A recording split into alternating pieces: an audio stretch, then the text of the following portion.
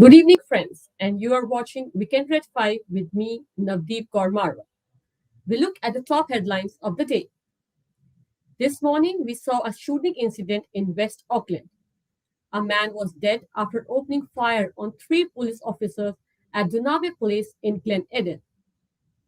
Moving on, Jacinda Ardern has said today that nowhere in the country would move to the green settings in the traffic light system on Friday. Moving on, Israel is to ban entry of foreigners from all countries over the Omicron variant of COVID 19. Some more news: booster shots are available today for Kiwis who had their second dose of the Pfizer vaccine more than 6 months ago. So you are eligible for the booster shot if you have done so. And the share market opened lower in the wake of Omicron variant. Local financial markets have opened sharply lower in reaction to the emergence of the Omicron coronavirus strain. Now to the interview segment of our show. We would know what will be the traffic light settings of the entire New Zealand today.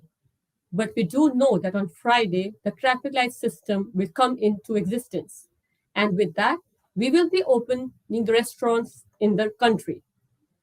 We speak to restaurateur Abhinav to know how prepared they are about the same. Welcome, Abhinav, to Weekend Red 5. Hi, Navdeep. Hello, Weekender listeners. Thank you for having me on Hi, the show. Abhinav, how are you? I'm good. How are you? Abhinav, we all have been waiting to go to restaurants. You know, every Aucklander for sure wants to go to have their dinner and lunch at a restaurant.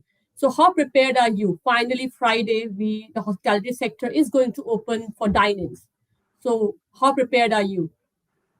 Look, we've all been awaiting this news for a very long time now. I mean, I believe we are well over a month or two over from when this should have happened. I believe that the hospitality sector as a whole has suffered a lot at the hands of this current government, where we've just not seen enough happen for the sector, especially since the hospitality sector is one of the largest, if not the largest, in New Zealand. It's the bread and butter for many families around the country, and especially in Auckland. And just to sort of just the how complex this has been for many people. I mean, we've heard news headlines such as 27,000 businesses closed in the past 18 months. I mean, that's just a bit ridiculous. And so finally hearing this news and being able to get to the stage where we're able to have patrons come back into our stores, it's definitely welcoming. Now, preparedness, in regards to preparedness, I mean, there's a lot of confusion still out there around what needs to be done, what doesn't need to be done. Right. How can we allow people back into our stores, especially around vaccinations and vax passes, right? How do you assess that it's the right person? I mean, as a theory, it looks great, that fact that you can scan people's passes and verify that it's them and allow them inside. But it's a practical solution. I think it's far from that. And I believe there's many. I mean, this is what at all my restaurants, this is what we've been discussing.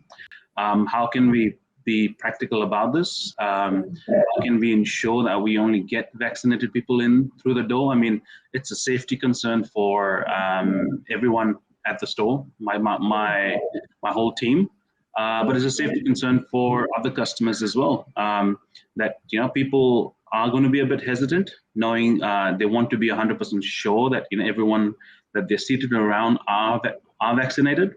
Right. And so again, it's the fact that the onus falls on us as the owners, as the restaurant operators, to ensure this happens. I mean, there is still a lot of doubt around, how do we confirm is the vax pass for the person who's holding it? Yeah. Is there going to be backlash if we ask too many questions around the vaccination from people, right? And practically, how can you keep, having someone there standing at the front door, ensuring that everyone who walks in is vaccinated. I mean, we've heard and seen this happen before as well.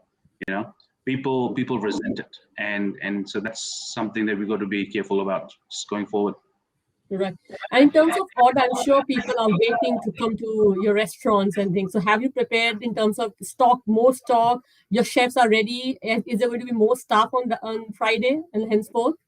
Correct. So we are anticipating it to be a bit more fuller, and so we are preparing in advance. But I mean, we've done, and it's again, it's up in the air sort of thing, right? Because it could be busy, it could not be busy. We don't know how people will react come time. We have seen people flocking to, say, the malls. It's been a bit sad to see that there's different rules for different places. I mean, in the malls, people are queuing and lining up outside restaurants in the food court and taking takeaways. Whereas as an independent restaurant, standalone restaurant, we're not even allowed people to come in and buy a takeaway. We have to still do curbside pickup. But anyway, but in saying that, definitely there is a lot more preparedness going into this opening up, especially since it's around Christmas. People are eager to get out. They're eager to go shopping. They're eager to just use up a lot of that leave they've got accumulated to sort of sit around with friends and enjoy some pani puri or some bel puri or just have a dose of it. So I mean, it's that sort of time to sort of mix, mingle, socialize. Right. So yeah, definitely we're expecting it to be busy. Now, how busy is the question? Right. Do you think government has been little late in letting restaurants open because your hospitality sector has been contributing, has been a sector which always contributes. So do you think government should have been more open about opening it earlier? If they can open barbers, then why hospitality? No, why not restaurants, dining restaurants? Yes. See, this is. I 100% believe that it should have happened earlier.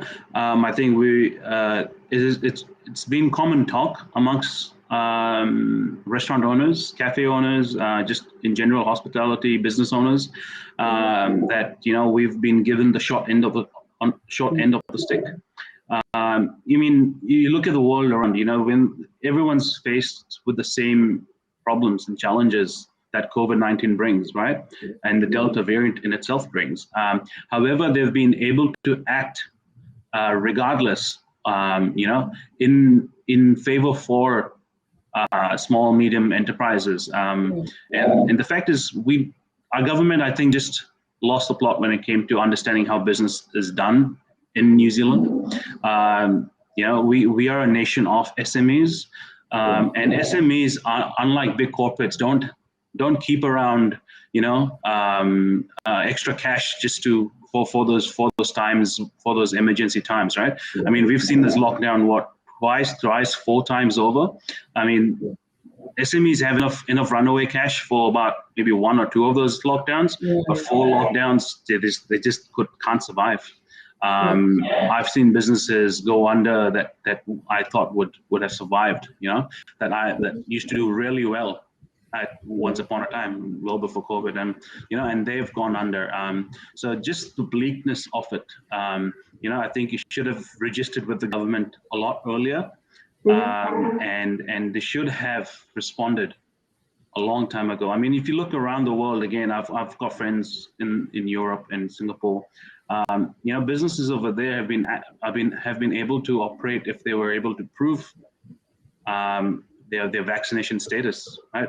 I mean, there's so many of us in the hospitality sector that made it a point to get out there, get our staff, full team vaccinated, fully vaccinated.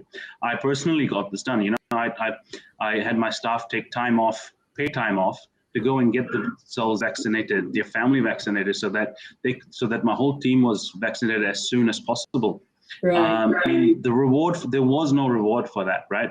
The government should have set out a plan where vaccination, even if it was in a restricted manner, takeaways only, right? It could have happened a lot earlier, right? We wouldn't have seen these many hospitality businesses go under. So definitely, I believe we've got the short end of the stick here. Yeah.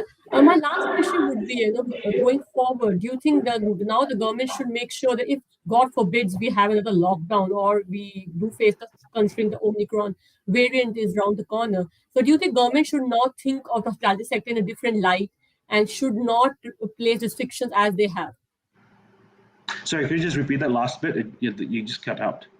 I'm saying that do you think the government, if there is another lockdown, they should consider hospitality sector in a different light? They should open them not late last, but earlier with the other sectors going Yes. forward. See, the thing is, you see, lockdowns bring on a lot of mental stress for everyone, Yeah, and I think food is one thing that has become a convenience for a majority of us, yeah, right? With everyone, almost everyone in the family working, in our normal pre-COVID lifestyle, food was buying food getting takeouts was a convenience, and we didn't really have to think about it, right? With all this, with lockdowns, it's all of a sudden we've had to come up with menus for the kids, come up menus for the families. Think about food a lot more detail than we've ever had to do before. Just right, what's going to be on the plate, and that puts a lot of mental pressure on people. We've seen it ourselves. We've heard the stories, and that's why I believe that that is one area why one reason why restaurants or cafes and the likes should be able to still operate going forward, be it whatever happens with the new variants. I mean, variants are going to keep coming. With COVID-19, it's not something that's going away. yeah, So we've got to come up with a better solution. It cannot be the same solution that we had on day one of COVID-19, right? right, We've had months of data. The government has had months of data that's been accumulating. It almost feels like they're sitting on their hands. They should be doing something about it, figuring out what is a better response strategy than just putting everyone back into lockdown. And that pretty much is where I believe many of us sit with COVID-19, and we understand there are we understand there are consequences of being open. We understand there are people who will not follow the rules, but right. you see, I believe the strategy should be around how do we better monitor those people than let's put handcuffs on everyone and get them to stay home. Right. I hope all the best for your reopening and hope people enjoy the delicious food that you people serve and Thank all you. the good luck for your business. It's Thank been you, well Naveed. deserved that it's long time that people are back. Yeah, fingers crossed. Yes. Thanks, Thank Naveed. you You have a so much lovely for your day. time, Abhinav.